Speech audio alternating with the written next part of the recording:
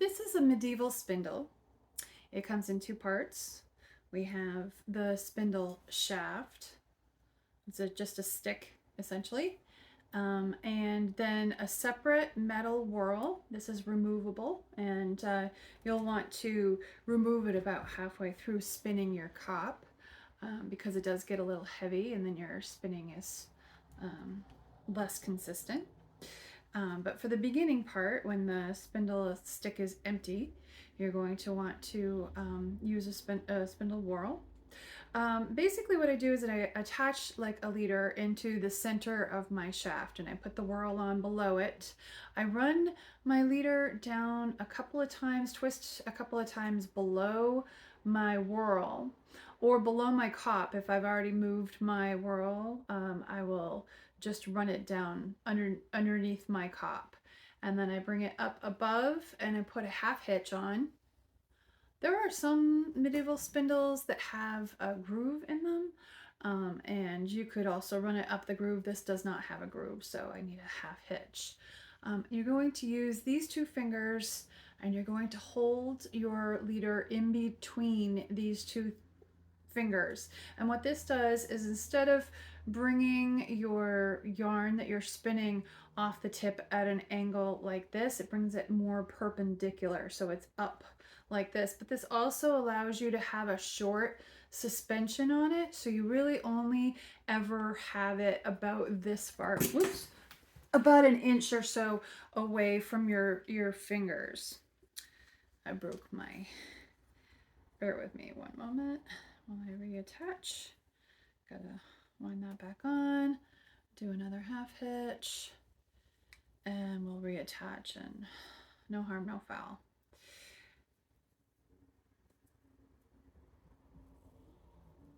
So this is a hand distaff. Sometimes they have like a little finger ring on the bottom. This is really just a pine twig that my friend boiled down for some soup or whatever she was doing. I'm not even really sure, but the twig was absolutely beautiful, and it has these little splayed out branches which hold the wool so nicely on the very top. So she let me have it. Um, what I'm going to do is I'm going to hold this in between my two fingers, and I'm going to, with my index finger and my thumb, I'm going to give the spindle shaft a good twist and build up some twist in my yarn. I'm not going to let that go just yet into its own being. There we go. Basically, what you do with medieval spinning is a little step action. So you twist, twist, draft, twist, twist, draft, twist, twist, draft. And I'm just pulling away, and it's more of a woolen style yarn. With this short spindle, I very rarely use my fingers to pull down, only if it's stuck. In order to get it back onto the spindle, I'm going to walk my fingers down the yarn that I've just spun to make sure it stays taut. And then I can undo my half hitch and untwist the bottom, and I'm going to wind on into the middle of my spindle. Generally speaking, I like to stab myself in the stomach. It makes it a whole lot faster, and then I can just spin it like this and it winds right on. I'm going to go down below my whorl and then a half hitch somewhere above my cop. So I don't want it very close to the top because it will get in the way of my fingers and I'll end up poking it off. But I also don't want it on the cop. So somewhere above the cop but below where my fingers are working. And then I just do the same thing over and over again. I draft and twist, draft and twist, draft and twist.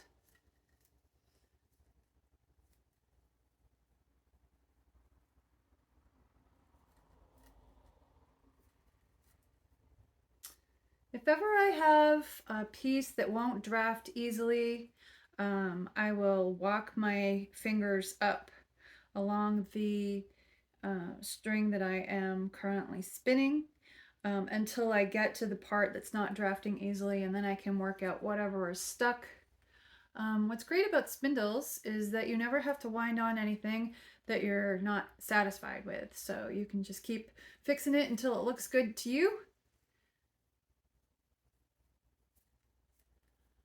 And then wind on. It seems like it's really slow in comparison to wheels because it's not a fluid. It's not a fluid style of spinning, but I gotta be honest, I can spin an ounce a day, and that's a fair amount of yarn to be spinning with just twiddling my fingers. Also, it's very convenient to sit on the couch and spin like this. I don't have to move my tush off the couch, and it's quiet and nobody hears what I'm doing. And as long as I don't have anybody sitting directly next to me that I can whap in the face with my either my distaff or my spindle, it's pretty relaxing way to spin. I also have a long distaff, which in a few minutes I will get out and show you how I do drafting with that. It really doesn't matter which fingers you choose to walk down the yarn, as long as it stays taut and is not allowed to double back on itself. Again, I go down underneath the whirl and a half hitch at the very top. Get it in between my fingers and give it a few spins to get it going. And then I can start drafting out.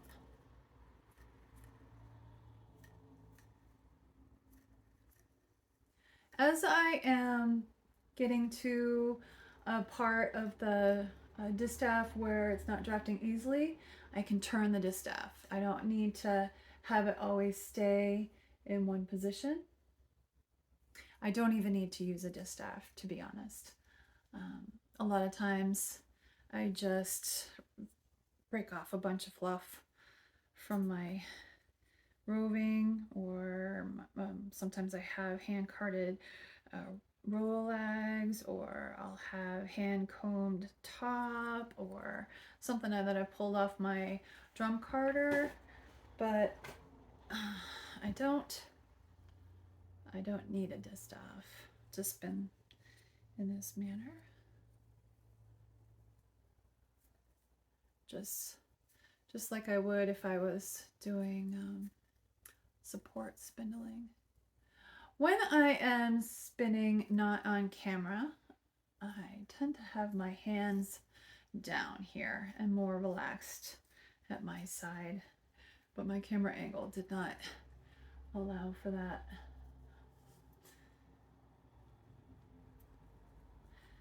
I'm gonna go get my tall distaff, my long distaff, and I'll show you that method in just a moment.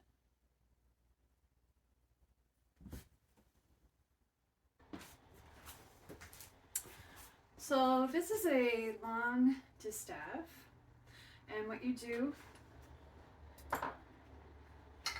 is you stick it in your belt, and if you have the back pocket, it's very convenient to stick it also in your back pocket, but you don't really need to. It can just go in a belt, and you kind of hold it in the crook of your arm like this. And then similarly, I attach my yarn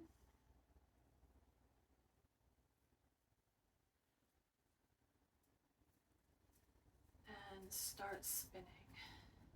So this I usually do a bit of a hybrid between, ooh, I did not make that join very secure. Let's do that again. Need a little more twist in that, I think, before I can let it go on its own. There we go. Excellent. So I do a little bit of a hybrid in the drafting with the long distaff. If the fiber is nice and fluffy and hanging out nice and loose at the bottom, I will do the same kind of pulling action that I did with the short distaff, the hand distaff, and just pull out. However, sometimes it needs a bit of encouragement. And so with that, well, we don't need encouragement on this, but I'm going to spin a little bit until I get to a point where I need encouragement, and then I'll show you how to encourage the yarn or the drafting zone to come down out of this stuff.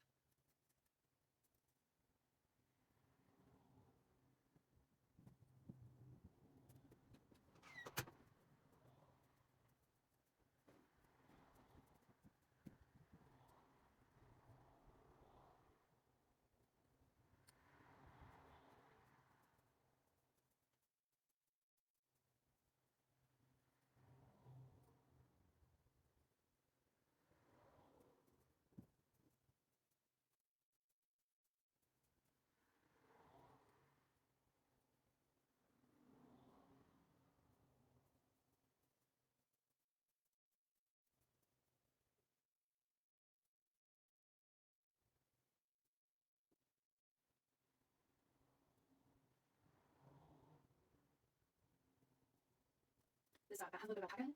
There's a little slippery.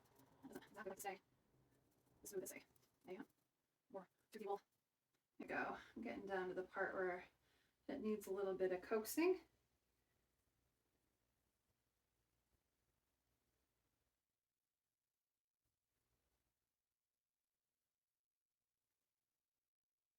There we go. All right, so in order to draft,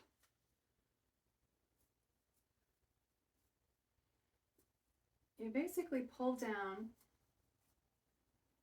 and then slide up. You pull down and slide up. Pull down and then slide back up.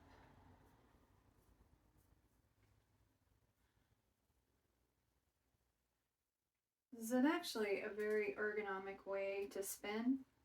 I can stand here for literally hours and I don't get, you know, the back pain that I would if I was, say, spinning on, well, I don't get any back pain on my great wheel either, to be honest, but I don't get the back pain that I would if I was spinning on my Ashford wheel, a Saxony wheel. You have a tendency to hunch more when you're sitting down at a wheel than you do when you're standing up and holding the distaff and spindle like this. My shoulders are nice and relaxed. They're down. There's no hunched up shape. I'm not holding my arm up in a funny position. It's very, very ergonomic. So for people that have mobility issues, this is an ideal way to spin, in my opinion. I think probably even if I was in a wheelchair, I'd be able to jam my distaff somewhere and be able to spin, yeah, just fine. Got a little more twist. Put it right on, walk it up.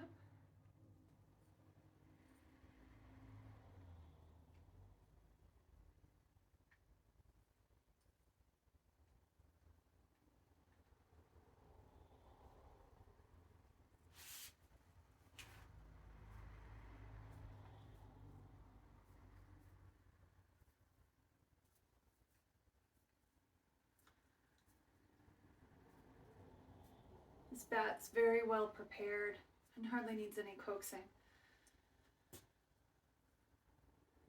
I have spun other things that needed coaxing on every draft. The more toothier wools, to be precise. Had some Clune Forest that I was doing, and that definitely needed. See, I got a little thin there. I don't need to keep it thin. Add a little. There we go. Fix that right up.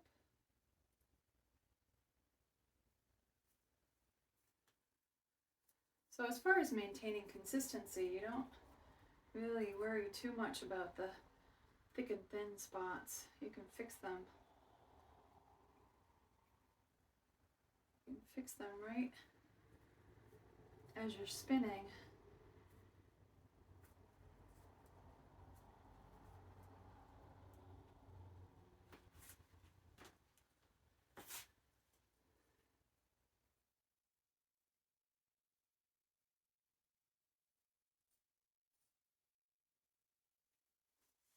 So that's medieval spinning.